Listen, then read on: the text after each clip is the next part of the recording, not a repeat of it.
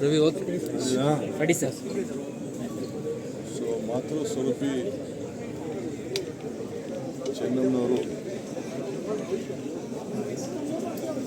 ಅವರ ನಿಧನ ಕೇಳಿ ನಮಗೆಲ್ಲ ಆತಂಕ. ಆರೋಗ್ಯ ಗಂಭೀರವಾಗಿದೆ ಅನ್ನೋದನ್ನು ನಾವೆಲ್ಲ ಮಾಹಿತಿಯನ್ನು ಕೇಳ್ತಾ ಇದ್ದೀವಿ. ಪೊಲೀಸವರು ಕೂಡ ಚೆನ್ನಾಗಿದ್ದಾರೆ ಅಂತೇಳಿ ವರದಿಯನ್ನು ಕೊಡ್ತಾ ಇದ್ದಾರೆ. ಅಪಾರ ದೇವಭಕ್ತೆ,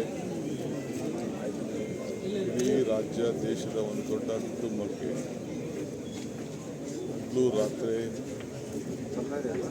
ಎಲ್ಲ ಕಷ್ಟದಿಂದಲೇ ಸುಖದಿಂದಲೇ ಜೊತೆಯಲ್ಲಿಟ್ಕೊಂಡು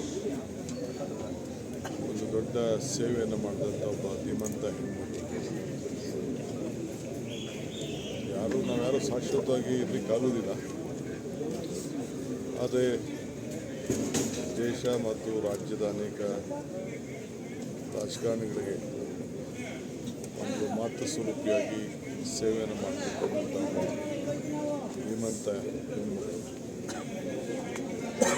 ದೇವೇಗೌಡರು ಮತ್ತು ಅವರ ಎಲ್ಲ ಮಕ್ಕಳ ಅವರ ಕುಟುಂಬದ ಯಶಸ್ಸಿಗೆ ಅನೇಕ ತ್ಯಾಗಗಳನ್ನು ಮಾಡಿದಂಥ ಒಬ್ಬ ಧೀಮಂತ ಹೆಣ್ಮಗಳನ್ನು ನಾವು ಇವತ್ತು ಕಳ್ಕೊಂಡಿದ್ದೇವೆ.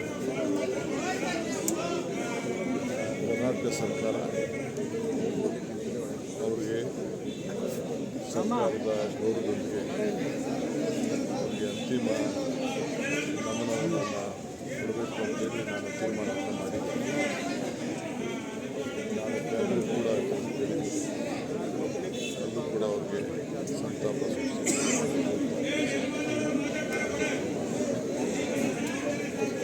ಸೊ ಮುಂದಿನ ಸೋಮವಾರ ಗೌರವ ತಗೊಂಡಿದ್ದಾರೆ.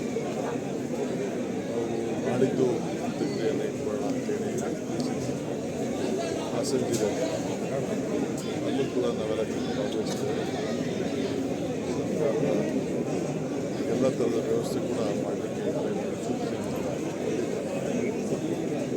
ದೇಶದ ಪ್ರಧಾನಮಂತ್ರಿಯ ಧರ್ಮಪತ್ನಿ, ಮಾಜಿ ಪ್ರಧಾನಮಂತ್ರಿ ಧರ್ಮಪತ್ನಿ, ಒಬ್ಬ ಹಿರಿಯ ರಾಜಕಾರಣಿಗಳ ಕುಟುಂಬ, ಕೇಂದ್ರ ಸಚಿವರ ತಾಯಿ ಇವೆಲ್ಲ ಗಮನದಲ್ಲಿಟ್ಕೊಂಡು ನಾವು ಸರ್ಕಾರದ ಅವರ ಆತ್ಮಕ್ಕೆ ಶಾಂತಿ ಸಿಗಲಿ. ಇನ್ನು ಅನೇಕ ವಿಚಾರಗಳು ಮಾತಾಡೋದು ಕೂಡ ಬೇರೆ ಸಂದರ್ಭದಲ್ಲಿ ಅವರ ವಿಚಾರವನ್ನು ಅವರು ಮಾಡಿದಂಥ ತ್ಯಾಗ, ಮನೆಯಲ್ಲಿ ಹಿರಿಯರು ಕೂಡ ಒಟ್ಟು ತೆಗೆದುಕೊಳ್ಳುವಂಥದ್ದು ಇಡೀ ನಮ್ಮ ರಾಜ್ಯದಲ್ಲೇ ಒಂದು ದೊಡ್ಡ ಎಲ್ಲ ಹೆಣ್ಣು ಮಕ್ಕಳಿಗೆ ಒಂದು ಮಾದರಿಯಾಗಿ ತ್ಯಾಗದ ಸ್ವರೂಪಿ ಅನ್ನೋದನ್ನು ಹೇಳಲಿಕ್ಕೆ ಭಾಳ ಈ ಚಿಕ್ಕ ವಯಸ್ಸಿಂದನೂ ಕೂಡ ನಮ್ಮ ದೇವೇಗೌಡರ ರಾಜಕಾರಣ ಸುಮಾರು 60-65 ವರ್ಷ ನಡೆದಿದೆ. ಎಲ್ಲ ಕೂಡ ಯಶಸ್ಸು, ಕಷ್ಟ, ಸುಖ, ನೋವು ಎಲ್ಲದಕ್ಕೂ ಕೂಡ ಪಾತ್ರರಾಗಿದ್ದಾರೆ. ಇದು ಭಾಳ ವಿಶೇಷ. ಅವರ ಆತ್ಮಕ್ಕೆ ಶಾಂತಿ ಸಿಗಲಿ. ಅವರೆಲ್ಲ ಬಂಧುಗಳು, ಕುಟುಂಬದ ಎಲ್ಲ ಸದಸ್ಯರು ಕೂಡ ಅವರ ಕೊಡುವಂಥ ಶಕ್ತಿ ಸಿಗಲಿ ಅಂತೇಳಿ ಭಗವಂತನಲ್ಲಿ ಪ್ರಾರ್ಥನೆ ಮಾಡ್ತೀನಿ.